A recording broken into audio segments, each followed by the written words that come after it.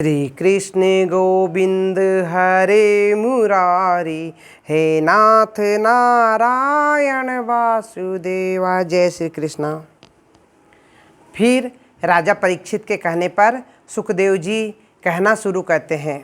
सुखदेव जी कहते हैं, महाराज ये उन दिनों की बात है जब महाभारत का युद्ध चालू होने वाला था, जब धृतराष्ट्र के पास श्री कृष्ण भगवान आए और बोले, हे महाराज ये युद्ध को यहीं समाप्त कर दो, ये युद्ध मत होने दो, क्योंकि युद्ध से दो लोगों का नहीं कई लोगों का विनाश होता है।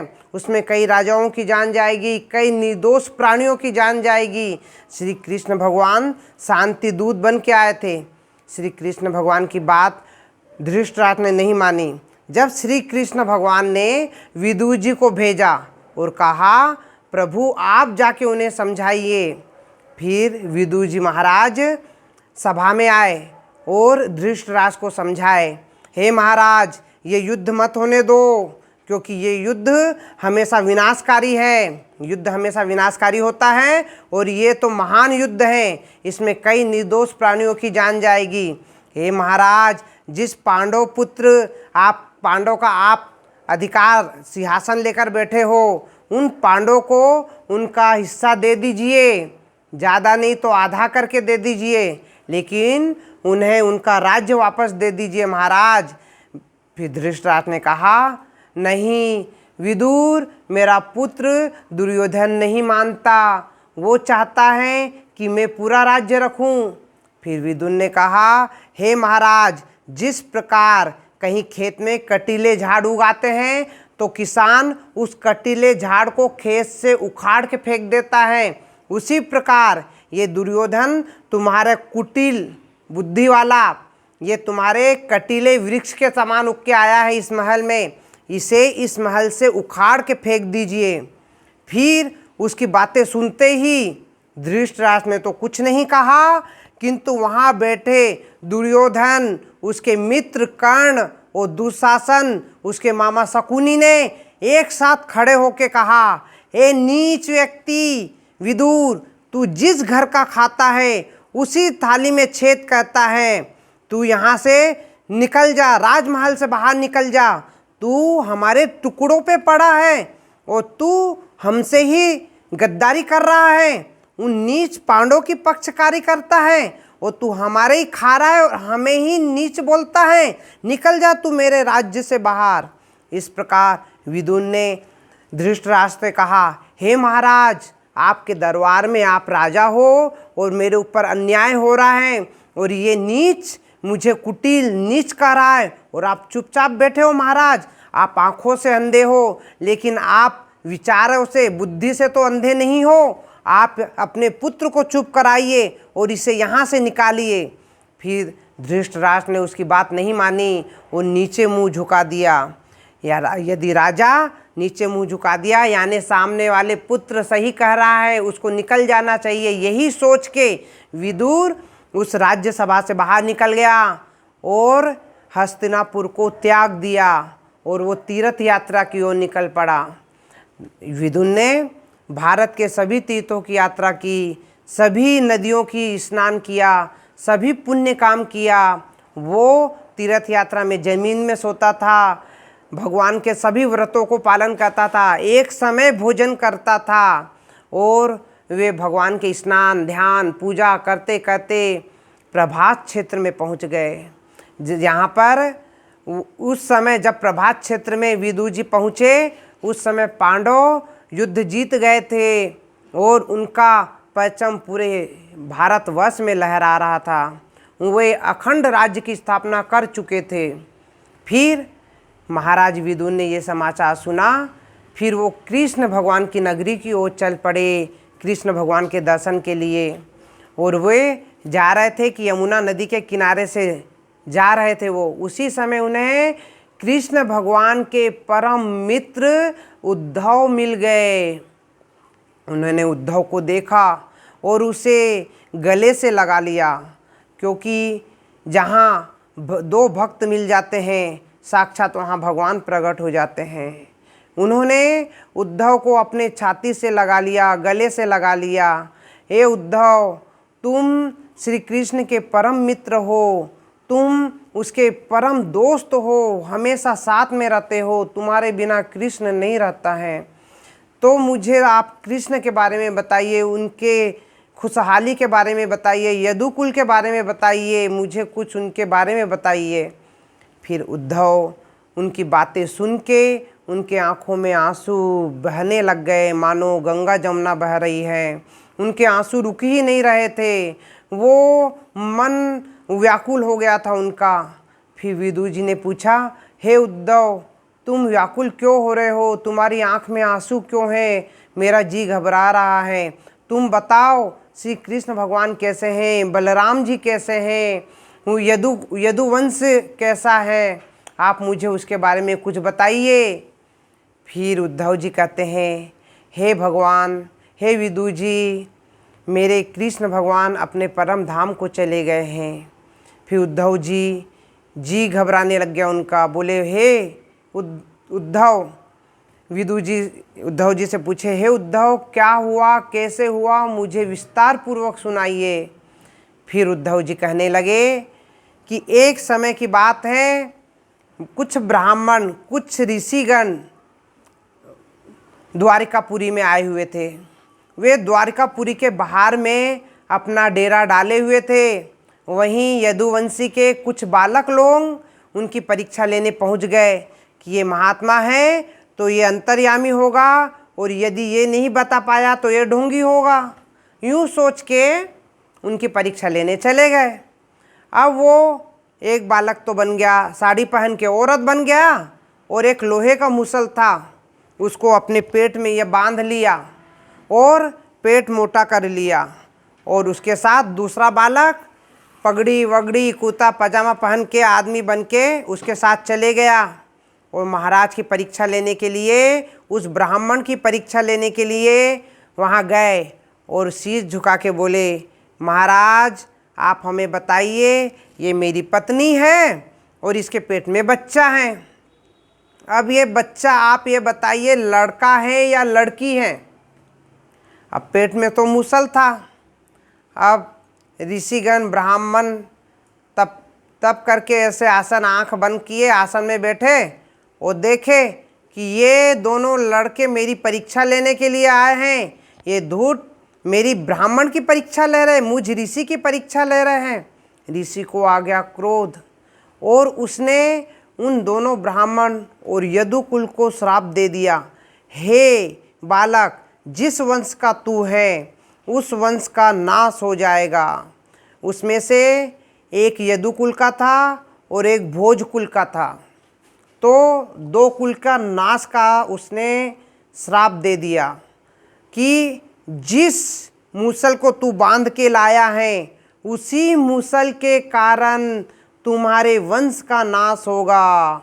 यूँ बोल के उसने यदुकुल और भोजकुल दोनों कुलों को श्राप दे दिया।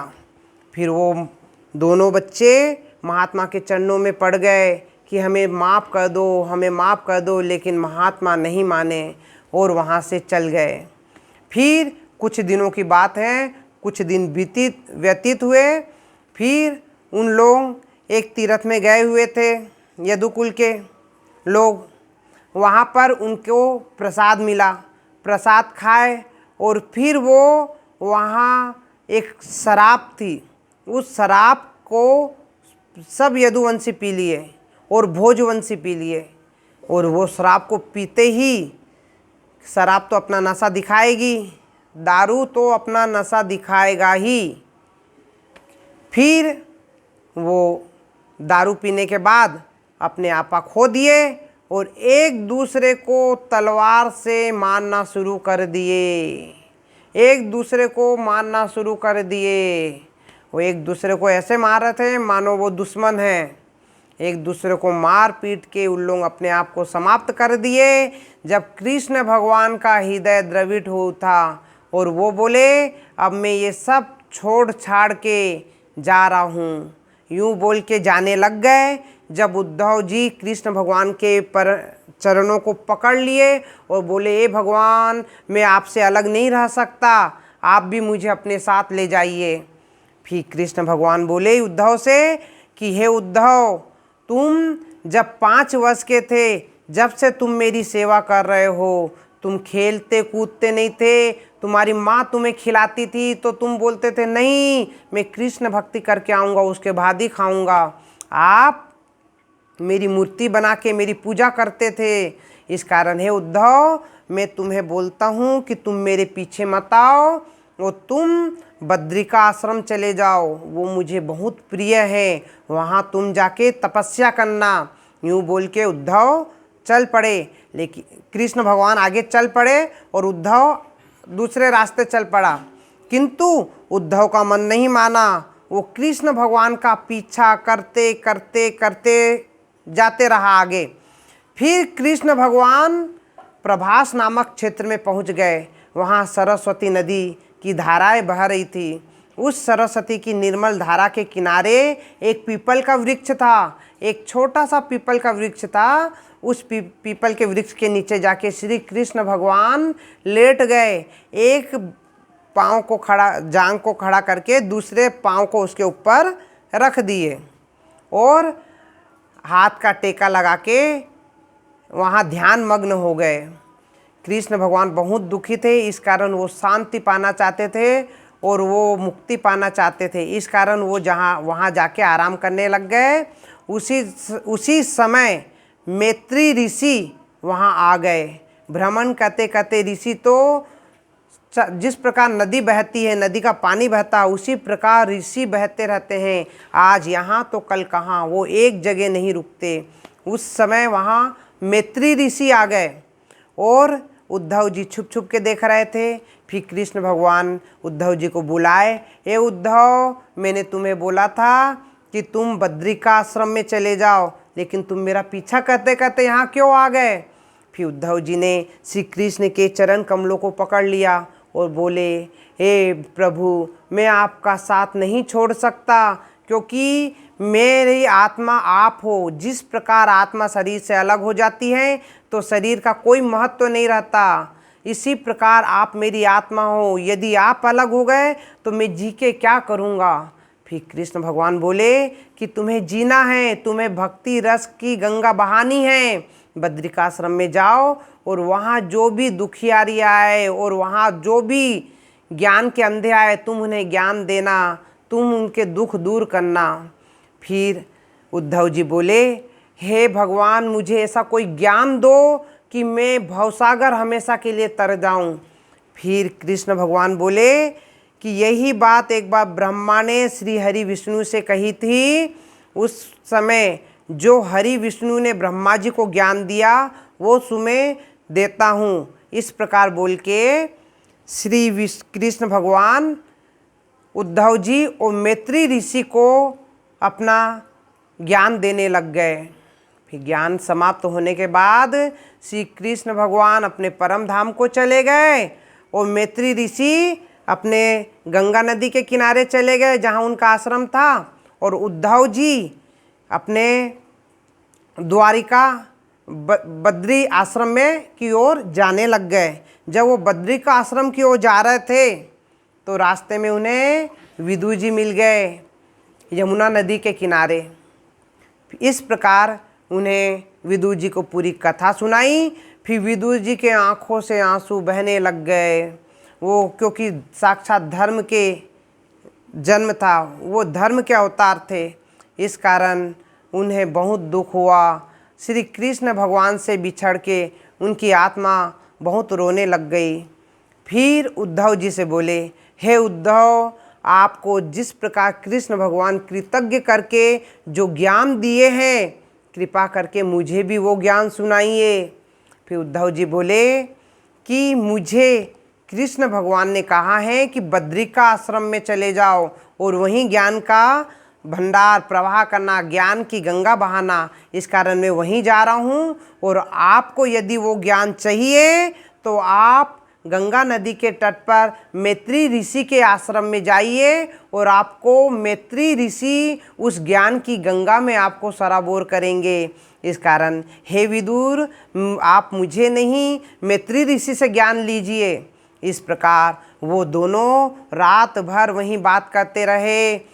किस समय रात से दिन हो गया उन्हें पता ही नहीं चला। ऐसा लगा मानो एक क्षण में पूरी रात बीत गई है, क्योंकि दो भक्त जब मिलते हैं तो भगवान की चर्चा होती है और समय किस प्रकार निकल जाता है पता नहीं चलता।